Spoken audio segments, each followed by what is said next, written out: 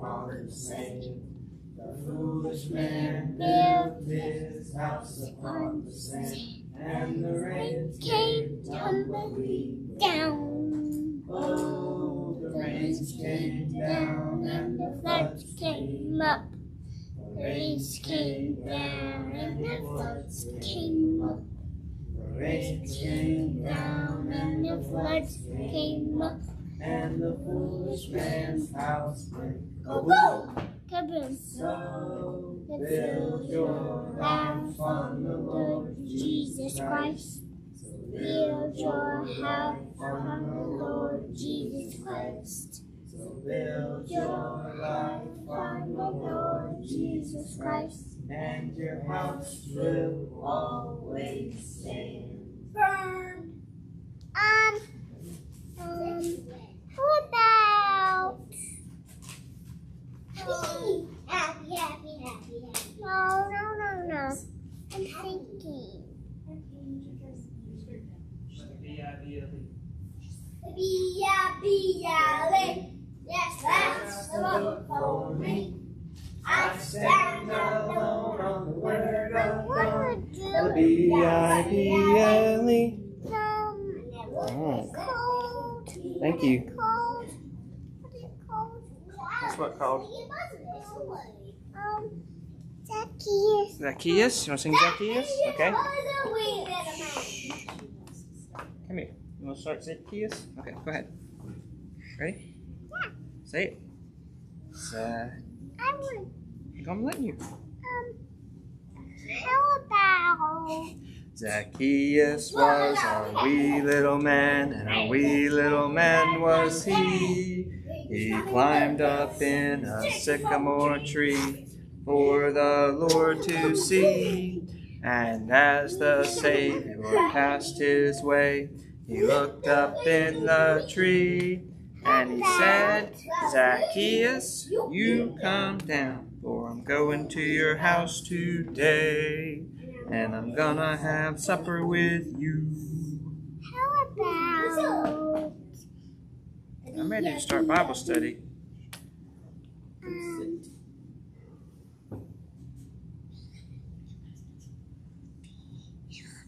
how about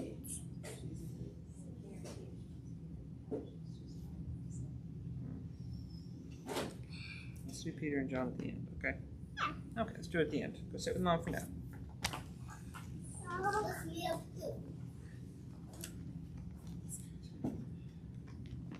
All right. Acts 27.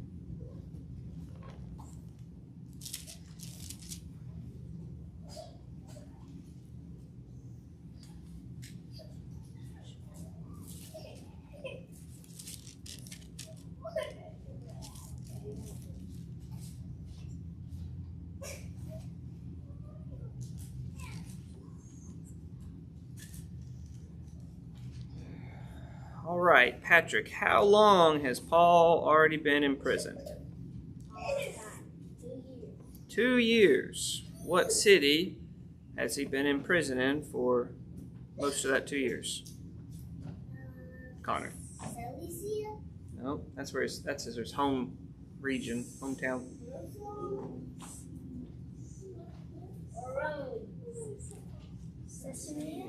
Caesarea. Is that up in the mountains? Where is it? It's flat. It is on the coast of the Mediterranean Sea. It's a port city, right? That's where Herod's judgment seat was at. That's where the Roman governor had his primary dwelling, it seems like. So he's already gone through 2 different Roman governors, right? Felix and Festus. And because Paul has appealed unto Caesar, even though both King Agrippa and Festus agreed, he hadn't really done anything worthy of being arrested or held in jail, and certainly not to be put to death. Because he has appealed unto Caesar, their hands are kind of tied. And so what do they have to do? Send him to Caesar. Where's Caesar at? Rome. Where's Rome at? Italy. Italy. Yeah, it is far away, right? Can you walk there? No. You could. Maybe a long trip, but they would take ships at this point. So, Acts 27. And when it was determined that we should sail into Italy, they delivered Paul and certain other prisoners unto one named Julius, a centurion of Augustus's band. All right, so we've got a particular centurion whose name's Julius. He is going to be the officer responsible for Paul and these other unnamed prisoners. In addition to that, Paul would have some traveling companions with him. At least probably Luke, and also Aristarchus, who's been with him quite a bit. So they entered into a ship of Adramyttium, so that's where that ship was from. We launched, meaning to sail by the coast of Asia, one Aristarchus, a Macedonian of Thessalonica, being with us. So he got his buddy Aristarchus on the ship with him. They're leaving the port city of Caesarea. What do you think it means by sailing by the coasts of Asia? Sticking along the coastline. So if you're looking at a map of the Mediterranean, the plan is to kind of cruise along the coast, which is most likely safer, right, than just going across the open waters of the Mediterranean. So, the next day we touched in Sidon. So if you looked at Caesarea and you go up the coast, Sidon is up in Phoenicia, and so they stopped there for a minute. And to get you an idea of how well treated Paul is as this prisoner on the ship, Julius, the centurion, he courteously entreated Paul and gave him liberty to go into his friends to refresh himself. So they'd only been sailing a day, and they stopped there, and so Paul was able to get off the ship, able to go find friends who were disciples, fellow Christians there in that city, and visit with them. So not your typical, armed escort you'd think about, where you've got prisoners being transferred between, point A and point B. So when they left Sidon, we launched from thence. We sailed under Cyprus because the winds were contrary. The boys and I had a debate on what we thought it meant to sail under an island. We don't know if maybe that meant on the south side or the Mediterranean side, or whether that meant on the leeward side, which is the side of the island that's protected from the wind. And that's probably what it means, because the winds were contrary. So whatever direction the prevailing winds were, they went so that the island was blocking it, so they would have a smoother trip. So when we had sailed over the sea of Cilicia and Pamphylia, so those seas would be right there adjacent to the southern coast of Turkey. Cilicia is where Paul grew up, so we're going along the sea, in between that and Cyprus, going along the Sea of Pamphylia. We came to Myra, a city of Lycia, and there they found another ship. The centurion found a ship of Alexandria. What country is Alexandria located in? Egypt. Remember that famous library of Alexandria? Yeah. So they get on an Alexandrian ship, but it's sailing to Italy. Where are they trying to go? Italy. So this boat will probably take them the rest of the way, or at least that was the thought. Stay tuned. And he put us therein. And when we had sailed slowly many days, and were scarce come over against Secundus, the wind not suffering us, we sailed under Crete over against Salmone. All right, so you got this big island south of Greece, Crete. They are making slow headway. The winds are not being favorable. This trip is taking much, much longer than it should. Whenever they left, they probably had plenty of time to get there safely before the winter came in when the seas are rough, but the progress has been real slow. And so they make it to Crete. and hardly passing it, came into a place which is called the Fair Havens, which means safe refuge or good port. All right, that's where our church got its name from the Fair Havens, a good port, safe refuge, which was nigh unto the city of Lasea. Now when much time was spent, and when sailing was now dangerous, thank you, because the fast was now already past, Paul admonished them. So there was known about seasonal sailing. There were seasons where it was dangerous to sail, and this thing has gone so slow that they have only made it as far as Crete. They are basically less than halfway from any portion of Italy, and they still got to get around the edge of the, horn of the boot and up to farther up to get to Rome. So Paul admonishes them. Paul, as the prisoner on the ship, gives advice and says unto them, Sirs, I perceive that this voyage will be with hurt and much damage, not only to the lading, that's the cargo, and the ship, but also of our lives. I don't know if the Holy Spirit is giving him a prophecy here, or if he's just using his common sense that it's now getting to a dangerous point here, and we don't need to hazard our lives going any further at this time of year. Nevertheless, the centurion believed the master and the owner of the ship. So apparently the owner of the ship is there along with the captain, and these two guys are, basically saying, trust us, we know these seas, we know our boat, we can make it, it's safe, let's go on. And so the centurion, the one who's responsible for Paul and the prisoners, believes them more than the things that were spoken by Paul. And because the haven, that port that they're in, was not commodious to winter in. What do you think commodious means, Patrick? Comfortable. Good. It wasn't comfortable to stay. Now, to winter in means you're going to be there several weeks, several months, however long this season of dangerous season of seas is. And so it wasn't comfortable. And so the greater part of them, the more part, advised to depart. It'd be different if they'd landed at a port where everybody would have comfortable rooms, nice place to stay, and they could stay there for a few weeks without discomfort, or a few months.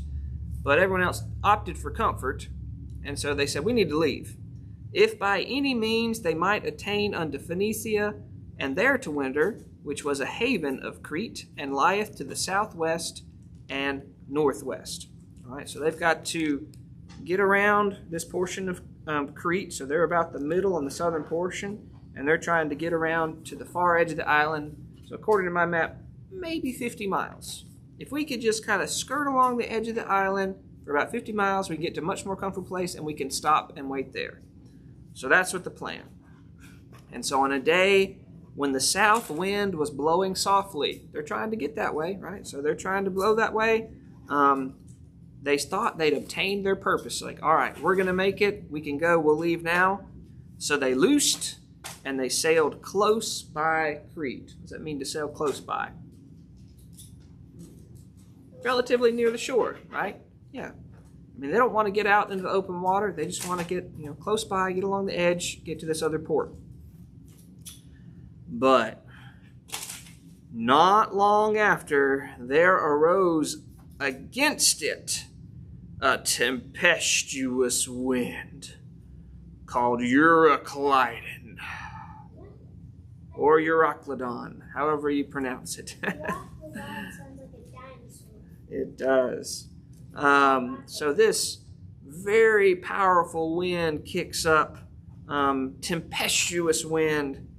And when the ship was caught and could not bear up into the wind, we let her drive.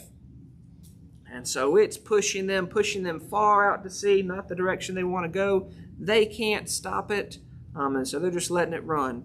And then they ran aground. And running under a certain island, which is called Claudia, we had much work to do to come by the boat, which when they had taken up, they used helps in undergirding the ship, fearing lest they should fall into quicksands, strake sail, and were so driven. So they ran aground near Crete. They got off of it. They had to lift the ship up, but they were feared they were going to get into a worse spot And so they just kind of let it run with the storm again. And we were being exceedingly tossed with the tempest. The next day, they lightened the ship. All right, so I had a full day of this storm and this tempest. The second day, they decided we've got to lighten the ship. There's too much cargo. We're too low in the water. We're going to drown or capsize. And so they start chunking stuff over the ship. It says the third day, we cast out with our own hands the tackling of the ship. This is part of the stuff that you use to operate the ship. So they're getting desperate. So they've cast out different things here, tossing out the tackling. That's on day 3. And when neither the sun nor the stars appeared in many days, and no small tempest lay on us, all hope that we should be saved was then taken away. Many days. All right, we've sat through some bad storms for an hour or two, or even lasted a day, but this storm just kept going. And you're not in a stable, stationary, secure dwelling. You're in this little boat. I mean, it's big enough to hold 300 people, but it's a little boat in comparison to the winds and the waves, and everything is rocking back and forth, and the waves are coming over the bow, and the rain is falling, and you're sick as you can get out, and you haven't eaten anything, and there's no sunshine, there's no light. It's dark and rain and stormy for 2 weeks. I mean, they are hopeless. They're feeling there is no chance that they are going to be delivered from this. And so after this 2 weeks of this, 14 days, but after a long abstinence, Paul stood forth in the midst of them, saying, Sirs, ye should have hearkened unto me. That's a nice way of saying, I told y'all about this. You should have listened. And not loosed from Crete, and to have gained this harm and loss. And now I exhort you to be of good cheer, for there shall be no loss of any man's life among you, but of the ship. And so now he's able to declare prophetically, he knows the ship's going to be lost, but no one is going to die. So that's a reason to be happy about, right? They had lost all hope. There's no chance of being saved or delivered. He's saying, yep, the ship will be lost, but no individual will die. How does he know? For there stood by me this night an angel of God, whose I am and whom I serve. All right? His God that he serves and he belongs to. Angel said, Fear not, Paul, thou must be brought before Caesar. And lo, God hath given thee all them that sail with thee. Had Jesus already told Paul he was going to go to Rome? Yes, and this angel is reinforced, says, you must get there. You shall get there. And as a courtesy, as a kindness, God is sparing all the lives of everyone else on board for your sake. Okay? Wherefore, so because of that, sirs, be of good cheer, for I believe God. Know a definition for faith? Believing that what God says he'll do, he's able to do, and he will do. He says, For I believe God, that it shall be even as was told me. Howbeit, we must be cast upon a certain island. So he said, there's a pit stop coming up. There's a particular island. We're going to be cast upon it. And so it hasn't been the 14th day yet when he said that. But when the 14th night was come, as we were driven up and down in Adria, about midnight, the shipmen deemed that they drew near to some country. So, dark night, and yet they're still able to see enough to say, we're getting close to some island. They drew near some country. And they sounded and found it was 20 fathoms. What's it mean to sound? To figure out how deep the water is. So it's 20 fathoms down. They went a little further. They sounded and found it was 15 fathoms. What happens when you get near land? It gets shallower, right? So they're getting closer to land. Now, it's dark.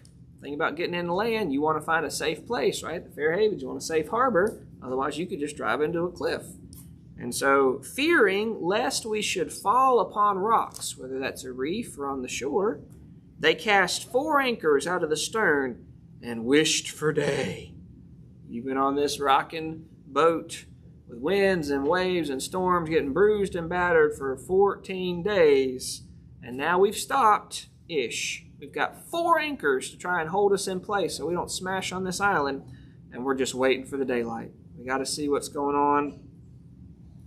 Now the sailors, they're kind of clever. They know there's some land out there. And so they were about to abandon the ship, leave all the landlubbers behind. They were going to get in one of the little boats and row away. They were about to flee out of the ship when they had let down the boat into the sea under color, as though they would have cast anchors out of the foreship. So where were the 4 anchors? In the back part of the ship. Well, the sailors are getting down to the boat saying, yeah, we're going to go cast some more anchors out in the front, make sure we're real secure. But when it says under colors, that means pretending. That was the reason they gave, but they were lying. Now Paul looks to the Roman centurion and says, and to his soldiers and says, except these sailors abide in the ship, you can't be saved. You're going to die unless we keep these guys on the boat. And so the soldiers, to make sure these sailors stay on the boat's already been lowered into the water, but the sailors aren't in it, they hacked the ropes off that little boat and they let it float out to sea without the sailors in it. So they cut the ropes off the boat and let her fall off. And when the day was come, it's finally come, the day has come, Paul besought them, he begged them, all to take meat, take some food. He said, this day is the 14th day that you have tarried and continued fasting, having taken nothing. I imagine it would have been difficult to cook, and I imagine it was also part of their very rigorous praying and fasting, that they were in that distress and they were desiring to be delivered by any means. Well, they hadn't eaten anything in 2 weeks. He says, you've tarried and continued fasting and taken nothing. Wherefore I pray you to take some meat, for this is for your health. For there shall not a hair fall from the head of any of you. So go ahead and eat. You're all going to be spared and preserved. And when he had thus spoken, he sets the example. He took bread, gave thanks to God in the presence of them all. And when he had broken it, he began to eat. Then were they all of good cheer, and they also took some meat. So their attitude improved dramatically. You know, you've got daylight, you've got land in sight, we're eating something, we're going to have a little bit more physical strength for what they're going to have to endure for the rest of that day. And we were all in the ship, 260 souls. So 60, that's 3 times 20, that's 60, plus 16, so 76. 276 individuals on this boat. We're all still there, all still alive. When they had eaten enough, they lightened the ship and cast out the wheat into the sea. All right, so they'd been lightening all sorts of other things earlier. Now we're dumping the bulk goods. There's no chance of saving it. We just want to get to shore. We want to survive. When it was day, they knew not the land, but they discovered a certain creek with the shore. Well, day was coming on, so that was the sun was starting to rise. Day's up. Do we recognize where we're at? No. But they do see there's a little creek near the shore where they were minded that if they could, they would poke the ship into it. That would be a spot they could get to land. So that was the goal. They've lightened it as much as possible so they can run in on top of the surf, because the lower you are on the water, the more likely you're to hit ground farther out. So they took up the anchors, and they committed themselves unto the sea, and having loosed the rudder bands, and hoisted up the mainsail to the wind, and made towards the shore. So they got this final last-ditch approach. We're trying to ram it aground, but in the spot that we want. So you got your sails up, and it's pushing you. And they wound up falling into a place where you had 2 seas coming together, and they ran the ship ashore, and the front of it, the forepart, stuck fast and remained unmovable. So they did their job, it stayed put, but the back part was still subject to the winds and waves, and it's getting battered and bruised by the 2 seas coming together, and it wound up getting broken apart, broken with the violence of the waves. Now the soldiers' advice was, we don't want any of these prisoners to escape. The best way to prevent escape is go ahead and kill them. Right? No one can get mad at us for killing the prisoners to prevent an escape. And we could fluff up how urgent the escape was. But the centurion the officer overrides his men because he was willing to save Paul. Right? He treated him very well on this trip. Obviously, he found grace in his sight. And so the centurion, willing to save Paul, kept them from their purpose. He held them back. He prevented them and commanded that any of the folks on board that should swim, they should jump in first, cast themselves into the sea, and get to land. Everybody else, if you can't swim, find a board, find some broken pieces of the ship, use something as a float, and use that to get to land. So it came to pass that they escaped all safe to land. So all 276 made it off the ship. It's stuck on the ground there, and they had some distance they had to swim, but even those who couldn't swim, had some kind of float and successfully made it to this island. So this was worse than a 3-hour cruise on the Minnow, or whatever that ship was for Gilligan's Island. 2 weeks of just terror, and yet the Lord spared every single one on the ship, really for Paul's sake. So, wild stuff. Any questions about Acts 27? So the wind that had a name, Yep. is that like something that would happen like every year? Like Santa Ana's, like they know. Why did it have a name? Let me tell you what the name means. Acts 27:14. It means a storm from the east, a violent agitation. I am not sure if it was a particular thing like the Santa Ana's, like meteorology, or just this was a super powerful storm and it was coming from the east, and that was what that was called. But it sounds like the equivalent of them riding with a hurricane as it's going through this storm, and they just cannot get out of it.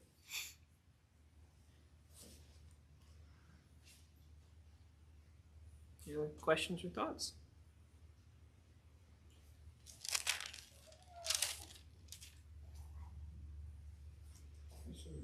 I was curious how you could be southwest and northwest or something. I guess it was southwest of something and northwest of something else. I think they had to go southwest around the point of Crete and then go northwest up to the point of the island. So below the 6 o'clock and then back up to the 9 o'clock. So it may have been an ordered directional instead of a cross. How are you going to get there in the ship? This way and then this way. But yeah, it is a strange way of expressing it for us land-bound travelers.